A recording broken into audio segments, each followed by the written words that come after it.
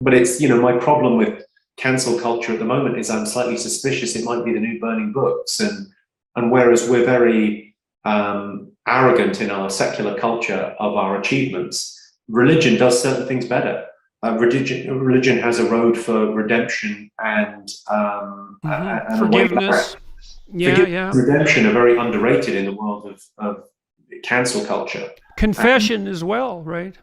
What's right? I mean, confession is a key element in psychotherapy. Yeah. That's what you basically do in psychotherapy. You say, here's all the things I'm doing that might be stupid and hurtful, or the things that have happened to me. That's also a possibility, but it's often the former that are more useful. So yeah.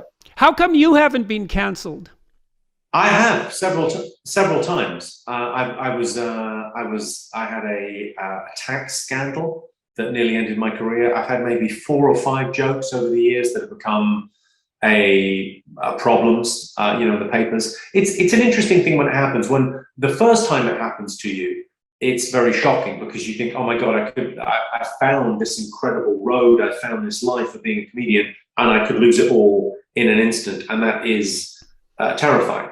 And then you realize it's kind of okay. It's like you go, well, everything doesn't fall away. The people that like you. The people that don't like you have a stick to beat you with. And it's often when things are taken out of context, when jokes are taken out of context, like I'm telling jokes in theaters to a paying audience of an evening. People have come to see me, they've bought into it. I'm not shouting them through someone's letterbox at 8 a.m. in the morning as they're eating their cornflakes. But that's what happens when it turns up in the newspaper. And if you've seen a joke written down, you haven't heard the joke. There's a dialogue, there's an interaction with the audience. There's a difference between seeing the words that were in that joke and hearing that joke and experiencing that joke in the same way. Well, that's probably true for the most daring jokes, because when you're in a live theater and you say something that's right on the edge, right? Yeah. It's hilariously funny. It's because you're carried away with the moment. You get this witty idea and bang, you nail it. But that's right at the edge of what's permissible. You take that out of context, it's a catastrophe. Here's the thing again, you can joke about anything, but not with anyone. Yeah, that's for sure. My audience is not the same as your audience. So if you go if we both decided, right, we're going to do a show together, and your audience came to the show and I opened for you, I did 10 minutes at the top, I don't think they would love it. It's like it's a different. So there'd be overlap. There'd be some people that would, but some people wouldn't. We attract our own audiences that come to the show, and the idea that you go suddenly, then your jokes are held up to the scrutiny of everyone on social media, and the loudest voices are the ones that ring out are the negative voices. And there's something a bit disingenuous about the press as well, where they'll report a joke. Yeah, a bit. But they report a joke as if you're making a statement. And I don't really make statements on stage. I make jokes. So you go, well, the defense is always, it was a joke. Well, what do you think the relationship is between jokes and the truth? I think, and it's very interesting, I think it was Bertrand Russell that said, when something is funny, search it very carefully for a hidden truth. Yeah. Well, the comedians often say things that everybody thinks are true, but no one will dare to say.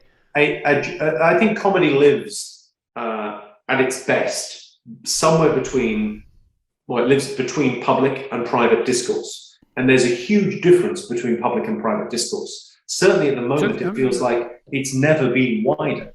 If you watch BBC... So comedians are even more necessary. Yes, but yes, I'm building my role. But the idea, if you watch BBC News, you would swear that everyone thinks in the same way and thinks the same thing about everything.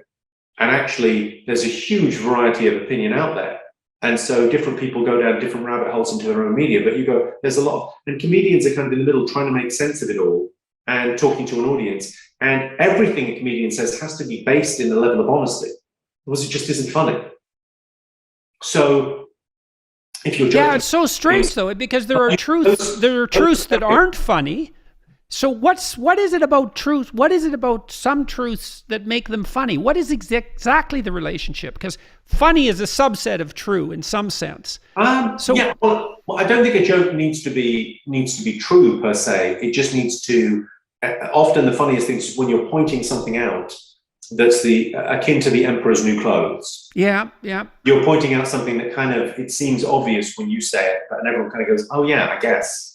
Yeah, or they go, oh well, oh yeah, we're all like that, ha ha ha. We know that. Yeah, so would say it. Yeah, observational comedy does that job of kind of going, we've all had this human experience, and if you're talking about something that's slightly more transgressive in society, it's like it's talking openly about it. So there's a sense in which it mimics friendship because it's having a conversation that you're not walking on eggshells. So political correctness at a comedy show is like health and safety at the rodeo. It just doesn't sort of belong there. It's not to say that political correctness is a bad thing. It's just saying it's about the application. Where does that work? I mean, I think the obsession with words, with linguistics in PC is, I don't give a fuck what you call me. I care how you treat me. So I'm very interested in social justice, but I'm not interested at all in political correctness. And I think the two are being conflated because it's an easier fight to win. The straw man is the language.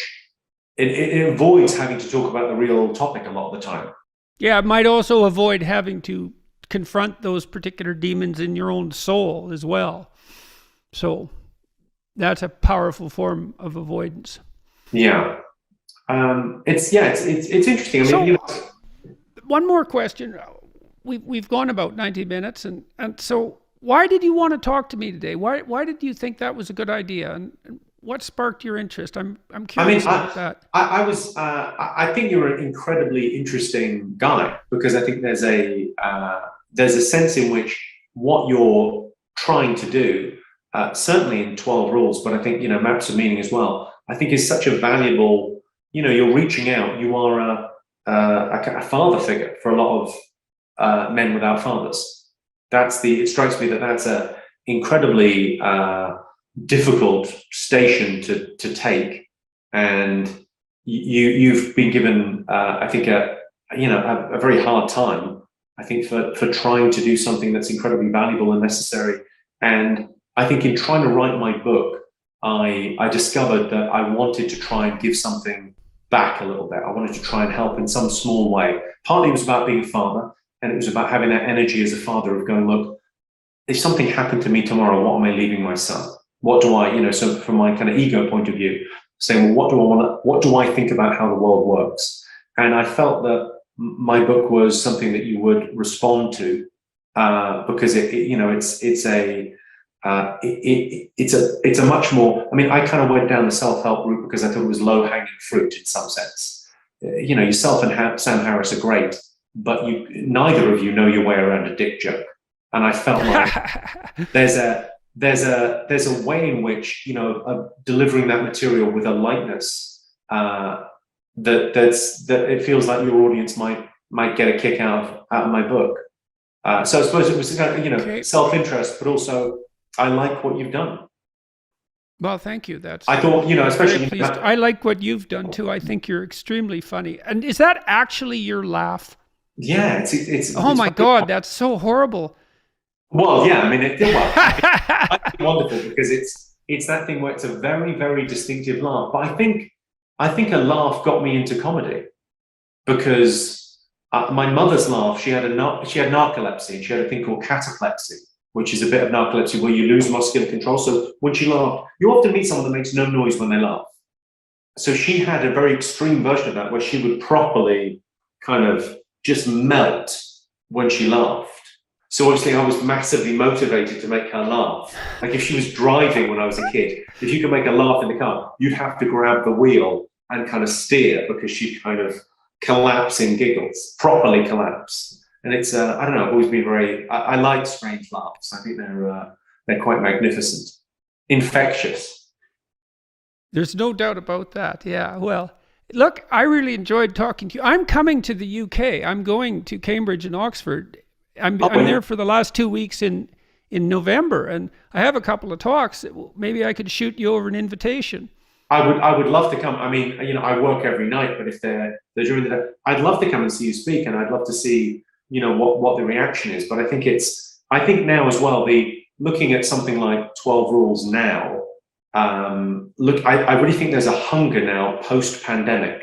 People have been locked away for 18 months and they've had we've come out of this collective hibernation, and it's, right, what am I going to do next? What's my plan? Like, everyone's had that chance to kind of go, right, what's the next step? People are searching for a little bit of guidance. And I think when you look at, some of the things that you talk about, certainly in Maps of Meaning, the idea that myth and story and, the kind of Jungian archetypes is the term I would use. They're so important, and they're so sort of interesting in our culture, because we've kind of slightly thrown the baby out of the bathwater.